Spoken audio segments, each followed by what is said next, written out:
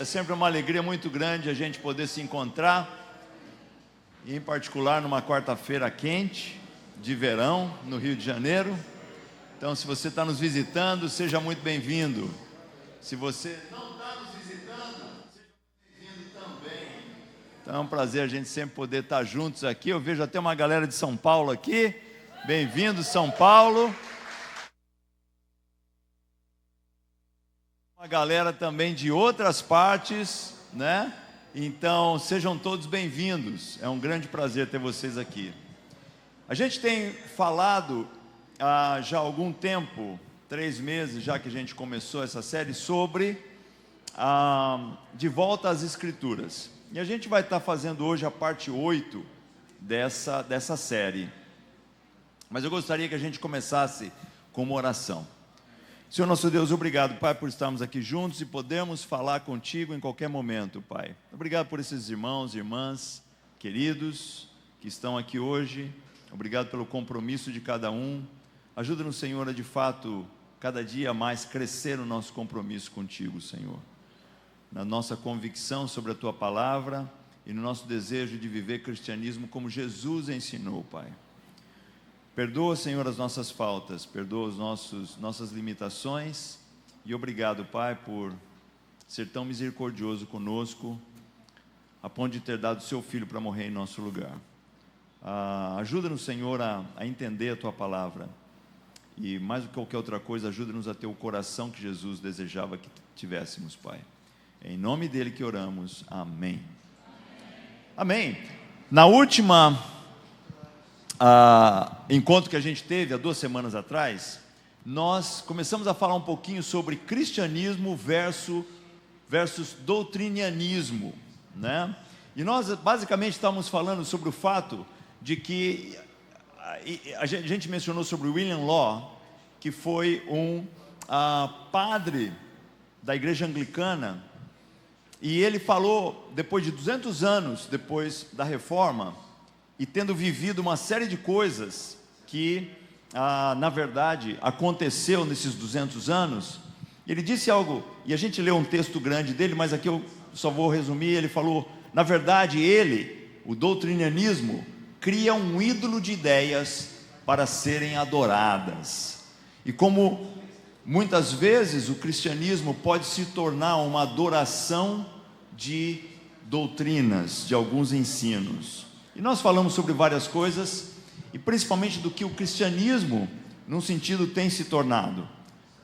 Tem se tornado a luta pela defesa da minha doutrina, do ensino que eu julgo correto, e caça às heresias, segundo as minhas crenças. Então, se não tem algo que vá de acordo com o que eu acredito, dentro das Escrituras, aí eu vou atrás de caçar isso aí. E aí a pergunta que a gente fez é, nós como indivíduos e como igreja, temos sido culpados desse tipo de conduta? Primeiro a gente tem que olhar para a gente mesmo, né? E depois olhar para a nossa comunidade. Onde é que está a nossa culpa nisso? Se é que existe alguma culpa. E a gente fez um estudo de caso, né? A gente falou sobre o caso dos anabatistas, né? Que tinha uma pregação contrária a alguns ensinos dos reformadores. E isso custou a vida de muitos deles, né? O fato deles não estarem prescrevendo ao que os reformadores, na verdade, diziam, custou a vida desses homens, dessas mulheres, e a gente falou sobre isso. Em Provérbios capítulo 4, versículo 23, diz assim, acima de todas as coisas, guarde seu coração, pois ele dirige o rumo de sua vida. Mais do que qualquer outra coisa, guarda o coração, olha para o coração, tenha certeza que o coração está no lugar certo. É isso o que o sábio falou. E aqui eu tenho um aviso muito importante, tá, pessoal? Eu quero que a gente realmente preste muita atenção nisso. Eu vou ler isso aqui, mas olha, em momento algum, os fatos que a gente vai apresentar tem o objetivo de comunicar qualquer tipo de julgamento em relação às intenções e o coração dos indivíduos sobre os quais os relatos são apresentados. Somente Deus, o juiz de todos nós, tem condição de julgar os propósitos do coração. Então nós vamos falar aqui sobre várias coisas que aconteceram, como a gente falou já na aula anterior. Mas isso aqui não é para apresentar um julgamento sobre essas pessoas, é para relatar os fatos. E a gente vai deixar que Deus julgue cada pessoa. E eu queria começar com essa figura aqui. O que é isso aqui, pessoal? É um pêndulo. O que um pêndulo faz? Pêndulo faz. Pendula, né? Exato. O que seria esse movimento pendular? Olha só, hein? Então, na verdade, se você tem um peso, está ligado a um barbante, por exemplo, e você soltar isso aí, a gravidade vai trazer ele para um certo ponto, e a aceleração dele vai trazer ele para o lado contrário, e ele vai continuar nesse movimento, né? E é muito interessante como, de muitas maneiras, essa coisa do pêndulo pode ser vista no que diz respeito a também ideias, né? O que a gente tem, por exemplo, na história do cristianismo? A gente tem vivido uma guerra doutrinária, né? O pêndulo que vai de um extremo ao outro. Então, por exemplo, na Igreja Católica, né? Chegou uma hora onde o pessoal não queria mais o controle da igreja. Então, não queremos mais o controle da igreja. Não queremos mais que alguém completamente determine como é que eu vou enxergar as coisas, como é que eu vou viver, como é que eu vou fazer. Queriam terminar com a veneração de homens e o culto a algumas tradições. Então, isso foi um fato. Havia lá um problema. E o pêndulo estava de um lado, e a gente vê o pêndulo se deslocando. E aí, 3 dos 5 pilares da reforma eram sola scriptura, sola gratia, sola fide, né? Somente as escrituras, somente a graça, somente a fé. E aí a pergunta que eu deixo aqui é: a qual preço eu vou querer que a minha doutrina, que o meu ensino seja o que vai ser propagado e o que vai ser praticado? Será que eu estou disposto a torcer as escrituras para provar meu ponto e justificar minhas atitudes? Será que vou fazer qualquer coisa? A princípio a gente acha, não, tudo muito certo, muito correto, pessoas realmente queriam alcançar a verdade. No entanto, a gente acaba tropeçando em algumas coisas. Por exemplo, a questão da sola escritura. O que foi considerado como escritura para aquele que trouxe essa ideia de sola escritura? Será que incluía a inclusão dos próprios comentários na Bíblia de sua tradução? Né? Por exemplo, o prefácio de cada livro, na tradução para o alemão do Lutero, ele trazia lá as anotações dele, e era impresso na Bíblia, os comentários dele.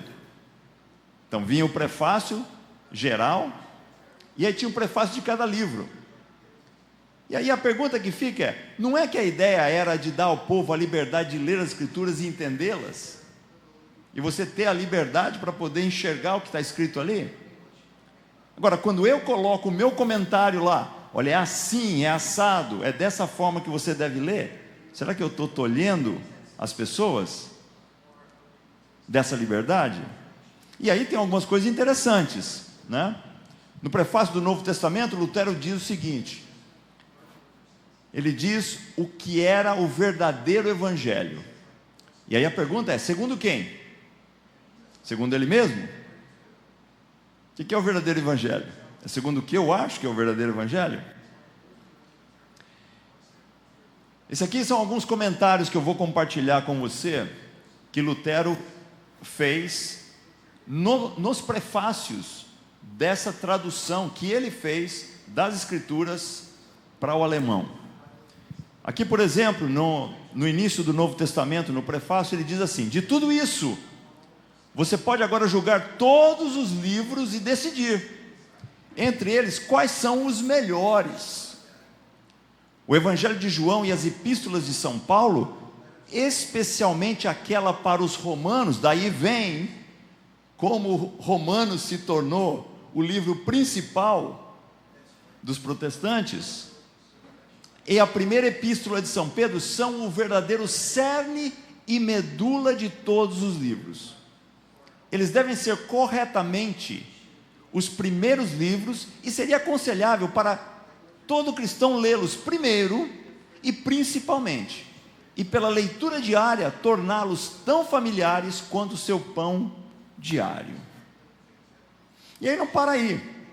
Ele fala, portanto, o Evangelho de João é o único, terno, verdadeiro evangelho-chefe, muito a ser preferido aos outros três, e colocado bem acima deles.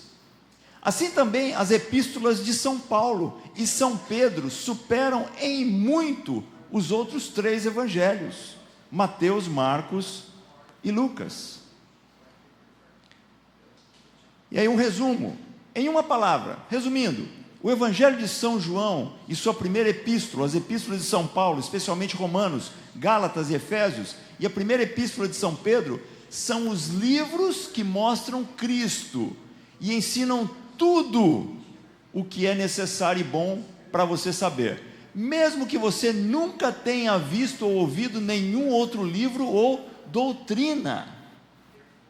Portanto, a epístola de São Tiago é realmente uma epístola de palha, comparada a eles, pois não tem nada da natureza do Evangelho sobre ela, mas sobre isso e outro, mas mais coisas sobre isso e outros prefácios.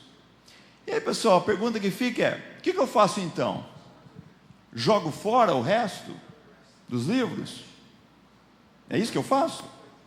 Por exemplo, o que eu faço com o Sermão do Monte, que não é encontrado em João? Agora, se o Sermão do Monte não é um cerne do Evangelho, a gente tem um problema muito sério aqui. Mas então, entenda bem, quando eu falo sobre cuidado com comentários, é algo muito sério. Porque aqui nós temos a ideia clara de um homem colocando as suas ideias. Agora, algumas dessas ideias podem ser muito boas, outras ideias são perigosíssimas, problemáticas demais. Sobre Tiago, o prefácio do livro de Tiago, ele diz assim: mas este Tiago não faz nada mais do que dirigir-se à lei e suas obras, e ele mistura os dois de forma tão desordenada, que me parece que ele deve ter sido um homem bom e piedoso, que pegou alguns ditos dos discípulos dos apóstolos e os jogou de qualquer jeito no papel.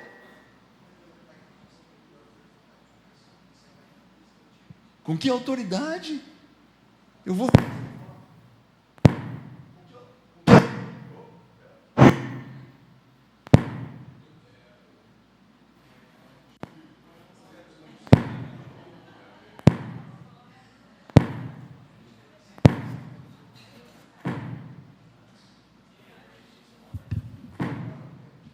Alô, alô, alô.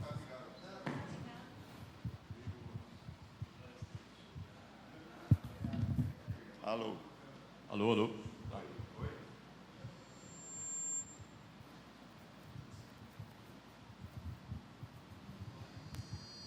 Então nós temos aqui um escrito do primeiro século, e aí 1500 anos mais tarde, alguém vai e fala com tanta autoridade sobre o autor desse livro.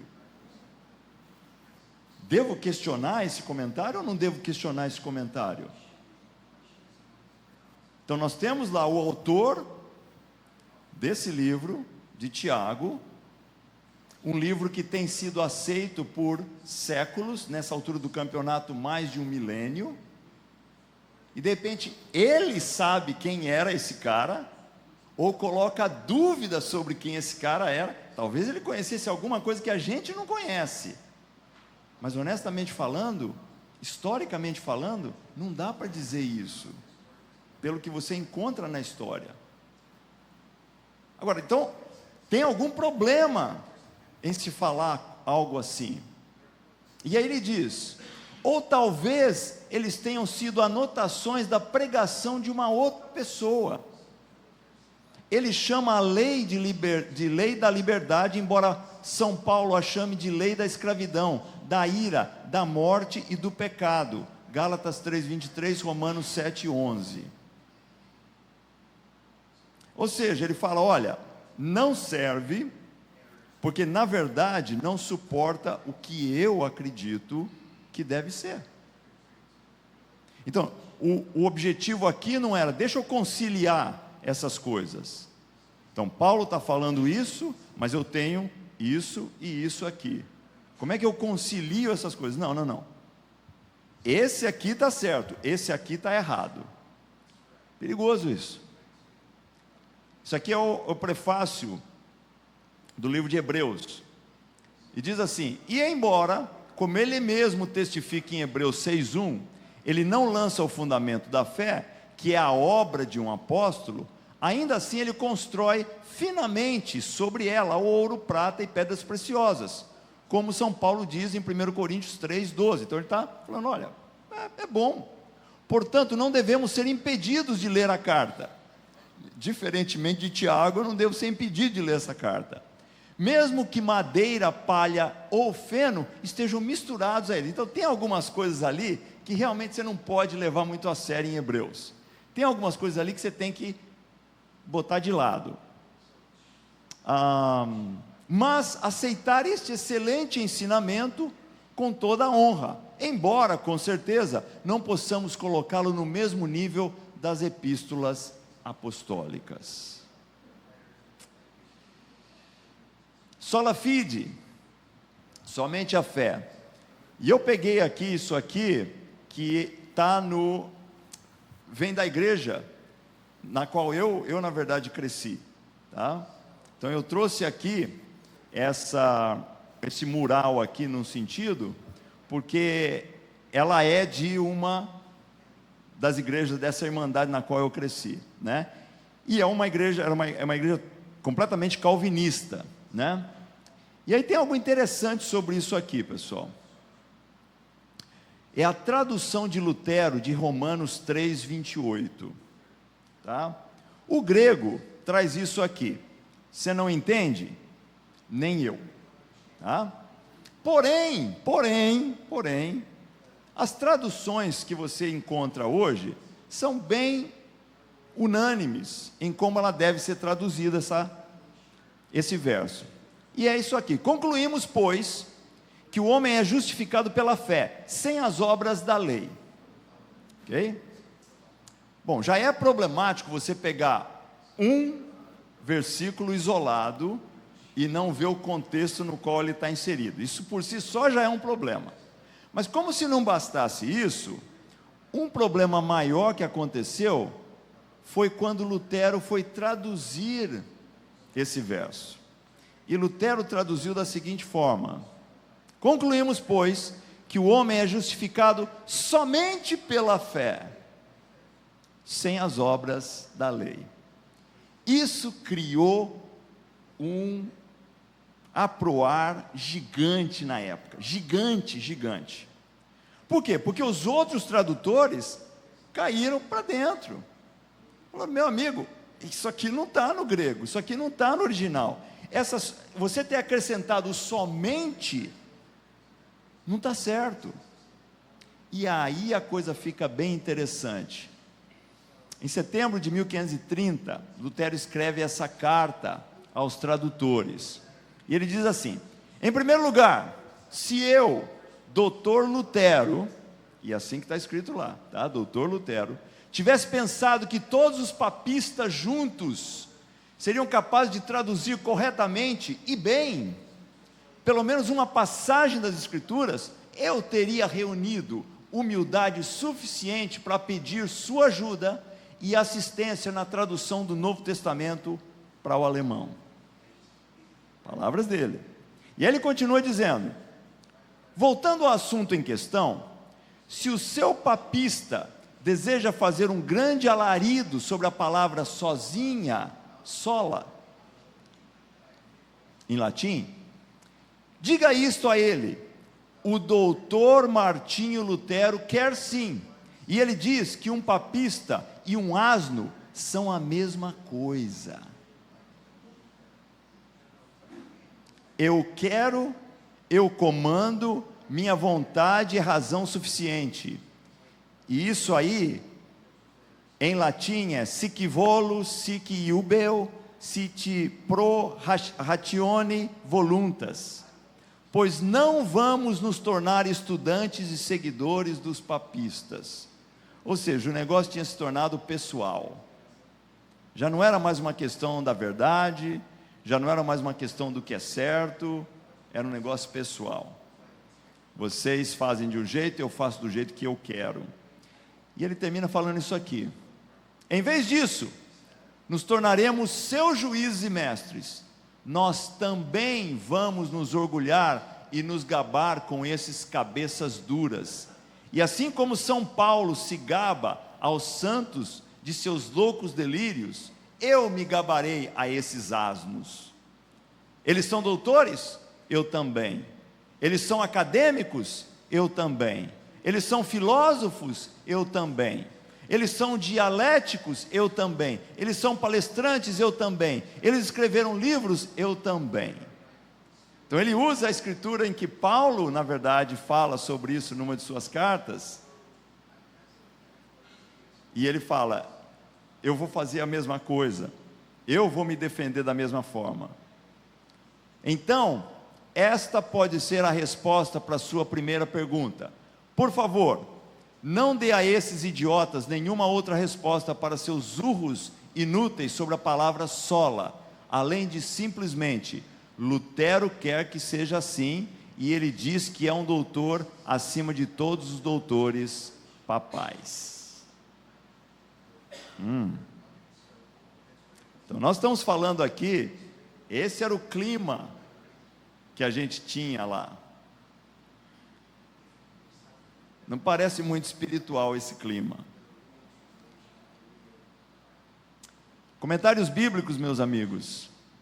A gente sabe que o protestantismo foi construído em cima dos comentários bíblicos de Lutero, Calvino e Zwingli, que por sua vez foram influenciados por Agostinho, tá?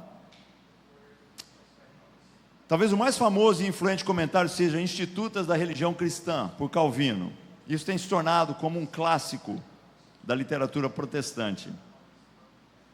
E muitas das doutrinas, dos ensinos, mas mais do que isso, da mentalidade sobre cristianismo que se vê na nossa sociedade hoje, está calcada nesse comentário bíblico que é as Institutas da Religião Cristã.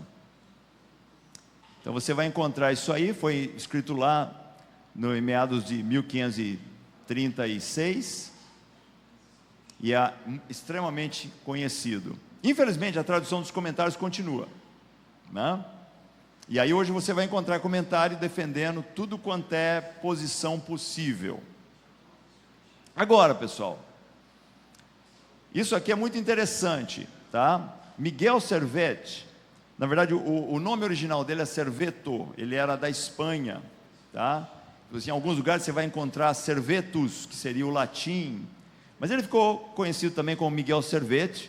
Nasceu em 1511, morreu em 1553, e é muito interessante a história dele. É um teólogo, médico, filósofo aragonês, humanista. E essa filosofia aragonesa é muito interessante, tá? Ela incluía um filósofo judeu chamado Hasdai Crescas, que 2 séculos antes escreveu algumas coisas a respeito, contestando alguns dogmas do cristianismo, né? Então, o Miguel Servet, ele com certeza tinha uma apreciação muito grande por essas contestações que eram trazidas pelo filósofo judeu. Nascido na Espanha, ele morreu em Genebra, na Suíça, e foi onde ele, na verdade, desenvolveu todo o ensino dele, todas as ideias dele foram desenvolvidas lá. Morreu bem cedo. E ele desenvolveu uma cristologia não trinitária. O que significa isso? Ele falava que a trindade, na verdade, era um negócio que não era uma visão correta dentro do cristianismo, tá? E é questionável isso, obviamente. Mas o ponto aqui não é se é certo ou se é errado. Quando se tinha alguém que se questionava e se levantava questões sobre o que estava sendo pregado e acreditado, ele era condenado. Tanto católicos como protestantes prenderam esse homem em Genebra, queimaram ele na fogueira como herege, por ordem do Conselho de Genebra. E aí vem um negócio muito interessante, pessoal. Porque você encontra em alguns escritos calvinistas defendendo a Calvino no que diz respeito à morte de Miguel Servet. Isso aqui é da Calvin University, que é uma universidade calvinista nos Estados Unidos, e você vai encontrar esse relato lá, e diz o seguinte: é verdade que Calvino e seus colegas pastores de Genebra estavam envolvidos na morte de Servetus, ou seja, não dá mais para negar isso, ele estava envolvido com isso, ele foi um dos caras que falou, Servetus deve ser condenado e morto.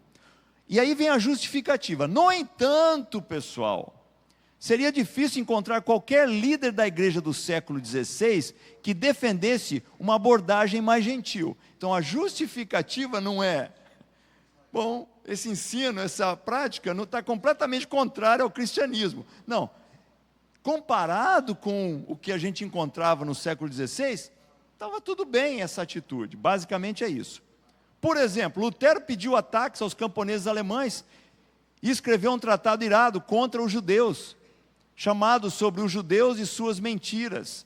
A gente viu isso na última aula nossa. Zwingli, o reformador de Zurique, apoiou a execução por afogamento do líder anabatista, Felix Manz. Vimos isso também na aula passada. Então a justificativa aqui, Sir Thomas More, o Lorde Chanceler católico da Inglaterra, presidiu a execução daqueles que ele via como hereges na Inglaterra durante o reinado de Henrique VIII. Cada país da Europa do século XVI sentiu que defender suas visões religiosas envolvia tomar medidas fortes contra aqueles que discordavam. Tolerância e aceitação de diferenças doutrinárias simplesmente não eram conceitos do século XVI. Então a justificativa por você chegar ao ponto de matar alguém que discorda com você, não, essa era a prática comum na época. Ninguém estava aqui falando sobre, mas isso é contra os ensinos de Jesus. Mateus 5, 38, vocês ouviram o que foi dito, olho por olho, dente por dente, Jesus falando aqui. Mas eu digo, não resistam ao perverso, se alguém o ferir na face direita, ofereça-lhe também a outra. E se alguém quiser processar você e tirar a sua túnica, deixe que leve também a capa. Se alguém o forçar a caminhar com ele 1 milha, vá com ele 2. Dê a quem lhe pede, e não volte as costas àquele que deseja pedir algo emprestado. Vocês ouviram o que foi dito, ame o seu próximo e odeie o seu inimigo, mas eu digo, amem os seus inimigos e orem por aqueles que perseguem vocês, para que vocês venham a ser filhos do seu Pai que está nos céus, porque Ele faz raiar o sol sobre maus e bons, e derrama chuva sobre justos e injustos. Mais claro do que isso, não dá para ser. Mas não, isso aqui foi escrito mais ou menos no ano 30 da nossa era. Portanto, se vocês amarem aqueles que os amam, que recompensa receberão? Até os publicanos fazem isso. Se você concordar e amar aquele que concorda com a sua doutrina, que vantagem você tem nisso? E se saudarem apenas os seus irmãos, o que farão demais? Até os gentios agem assim. Portanto, vocês devem ser perfeitos, como é perfeito o Pai Celestial de vocês. Ano 30. No ano 175, aproximadamente, um irmão nosso, Atenágoras, escreveu o seguinte: Quando eles sabem que não podemos suportar nem mesmo ver um homem ser morto, embora justamente, quem deles pode nos acusar de assassinato? Consideramos que ver um homem ser morto é o mesmo que matá-lo. Portanto, juramos ficar longe de tais espetáculos gladiatórios. Isso aí é o que acontecia, os gladiadores iam lá, se matavam. Ele falou, olha, nem isso a gente faz. A gente não participa dessas coisas. Nem mesmo olhamos para não contrairmos culpa e poluição. Então, como podemos matar pessoas? 140 anos depois, eles continuavam com as mesmas convicções de Jesus. Não dá para você matar o outro. Não importa quem seja a pessoa. Você não faz isso. Aí, você tem um compilado de escritos cristãos, que é conhecido como Constituições Apostólicas, mais ou menos anos 390. E aí você já lê algo que é o seguinte: não que toda matança seja perversa, mas somente a dos inocentes. Então, perverso é só se o cara for inocente. Se o cara realmente é ruim, aí você pode descer, né, o facão, não tem problema. No entanto, a matança que é justa é reservada somente aos magistrados. Olha como a coisa começa a evoluir. Olha como a coisa sutilmente começa a ser mudada. Então a pergunta que eu tenho aqui, pessoal, para a gente é somente agora nos séculos 20 e 21 que os ensinos de Jesus estão sendo pervertidos?